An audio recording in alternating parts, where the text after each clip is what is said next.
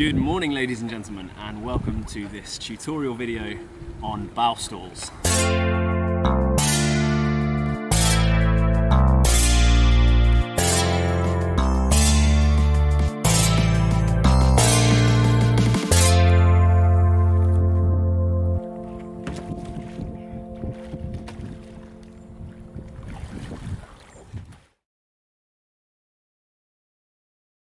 Throughout these tutorial videos, I will always aim to demonstrate skills in both modern and old school playboats, because I think it's important to observe the differences.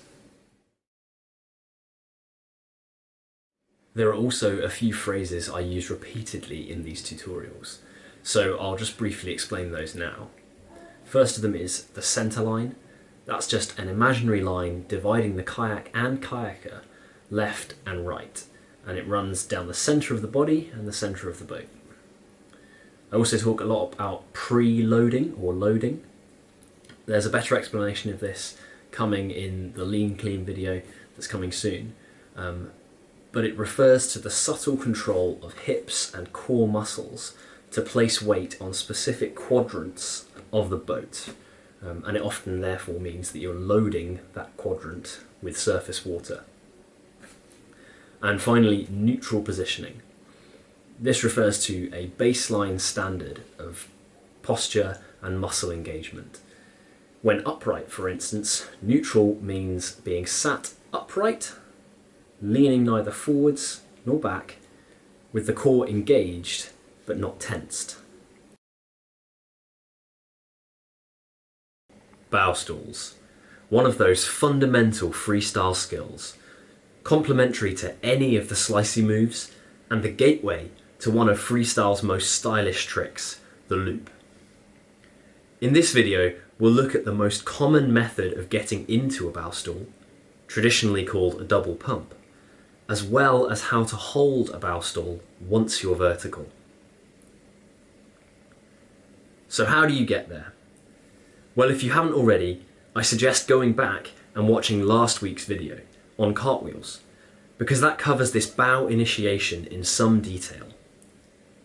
To recap, set your boat up on a 45-degree edge, which will rise to 90 degrees as you initiate the bow. With a vertical paddle stroke, pulling fairly close to the boat, and using your core and knees, load up the stern quadrant on the same side as the stroke. As that pull stroke comes back, and you then transition into a push stroke, you want the paddle shaft to cross the centre line, which will both lift the opposite knee to 90 degrees and bring your body weight out in front of the kayak. Unlike with the cartwheel, where the blades stayed close to the boat, in alignment with an upstream mark, and only the onside blade was applying positive pressure, for the bow stall, you want to reach fractionally further out and plant both blades on the surface. And when I say fractionally, I really do mean only a matter of a few inches. More than that can cause problems. The most crucial elements of this move are unfortunately unseen. They are the roles of the core and the legs. Your core needs to remain in that neutral position. Too far forward, with the knees pulling up too hard, will flatten the boat out. Reaching out too far with the paddle can cause this to happen. Equally, leaning back too much, in effect standing up in the boat, can cause it to topple on your face. Hilarious, but not quite the desired effect. It's a matter of finding that Goldilocks zone, a neutral body position with the arms comfortably out in front, offering stability, but not overstretched. You may find, as you do this bow initiation and plant both blades, that you need to apply some kind of downwards pressure on the offside blade, i.e. the one that you didn't initiate with initially, in order to counteract any rotational momentum that might be left over. So you've made it into a bow stall, but now you want to stay there. Since this is less a matter of specific technique and more about balancing a set of factors, your core and knee relationship and your weight distribution, for example, you aren't aiming to do anything that you haven't already done. In other words, the skills of core control and balance required to achieve the bow stall are the same ones that will help you to maintain it. But here are a few observations and pointers. Firstly, react proportionately. What I mean by that is, if the boat is bouncing a lot, as modern playboats sometimes can, you will find that more drastic, dynamic shifts in weight forwards and backwards are required to stay stable.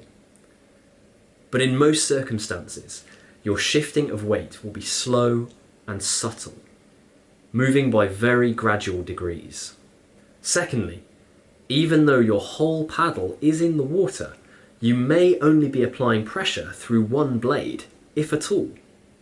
Maintaining balance left and right, i.e. if you feel the stern falling to either side, will require positive pressure pushes to counteract it. But when stable, be aware of how little work the paddle is actually doing by comparison with those subtle core and leg movements. It is quite achievable, and in some senses more intuitive, to bow stall without a paddle. Thirdly and finally, the head. You will note that unlike cartwheels, I haven't made any mention of where to look or how to position the head. That is because, after a lot of experimentation, I don't think it has such a vital role here. The only thing I will say is that I very often try to be looking forwards over the surface of the water rather than down, as I think this aids balance. Looking straight down could pull the body weight down and forwards as well, closing the gap between knees and core, and that would end the bow stall pretty quickly. I really hope you enjoyed watching this tutorial video. I hope it was informative, and please leave a comment suggesting something else you want to see a tutorial on, or something else that you'd like to see a video made about. Yeah, thank you very much for watching.